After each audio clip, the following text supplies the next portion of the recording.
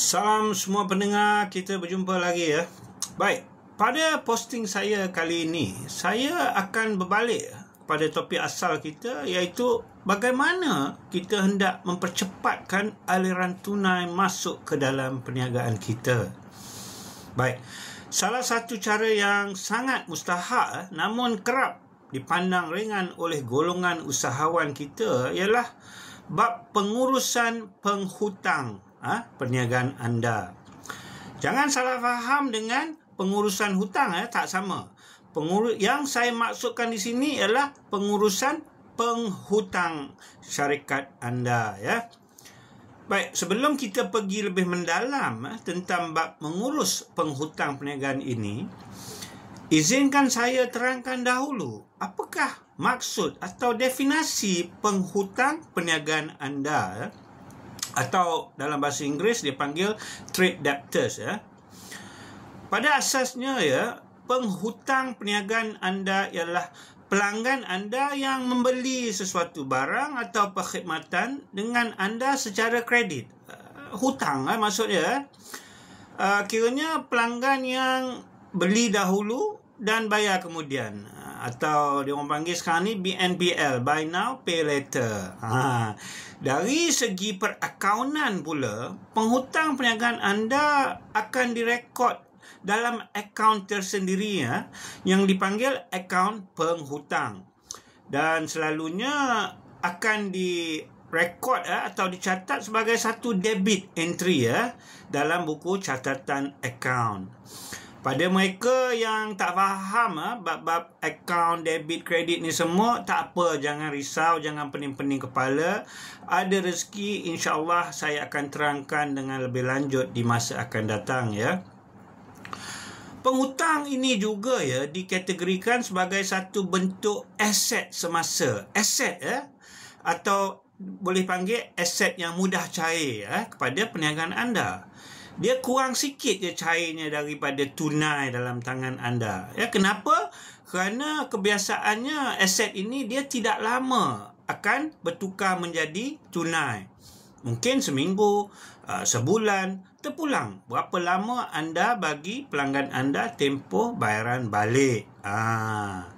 Dari segi hubungan perniagaan pula, sekiranya mereka adalah penghutang anda, maka anda pula menjadi pemiutang mereka lah.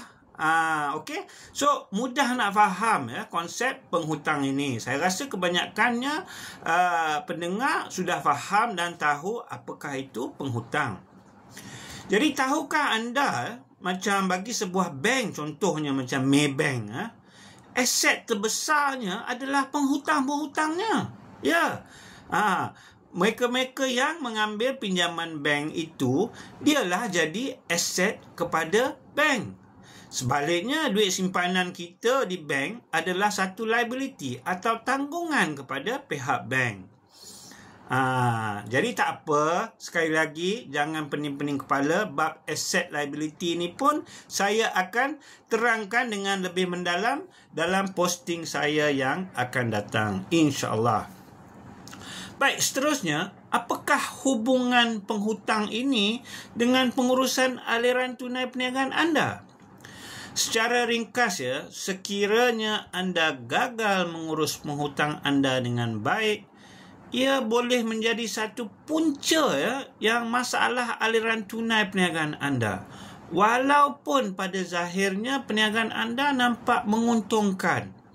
Anda kena faham betul-betul ya, setiap kali anda menjual barang atau perkhidmatan secara hutang, anda sebenarnya memberikan pelanggan anda pinjaman pinjaman yang tak ada kena faedah.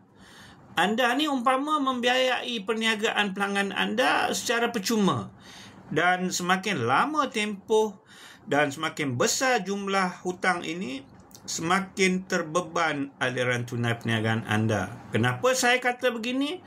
Ya, sementara anda menunggu bayaran dari pelanggan, wang tunai anda tiada dalam akaun anda.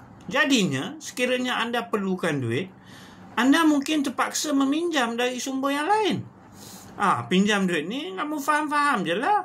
Bukan percuma, nak kena bayar faedah lagi. Selain itu, Memandangkan duit anda dah terikat dengan pelanggan anda, jadi anda dah tak boleh nak guna duit tu untuk peluang-peluang perniagaan yang lain. Ini juga merupakan satu kos kepada perniagaan anda yang dipanggil kos kehilangan peluang atau opportunity cost. Dan akhir sekali, dengan adanya penghutang, anda juga berisiko hutang anda menjadi hutang lapuk. Dan ini boleh menyebabkan satu kerugian yang besar kepada perniagaan anda, ya.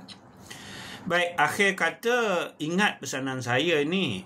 Pengurusan aliran tunai yang baik memerlukan anda berupaya untuk menukar penghutang anda kepada tunai di tangan anda dengan secepat dan sebaik yang mungkin.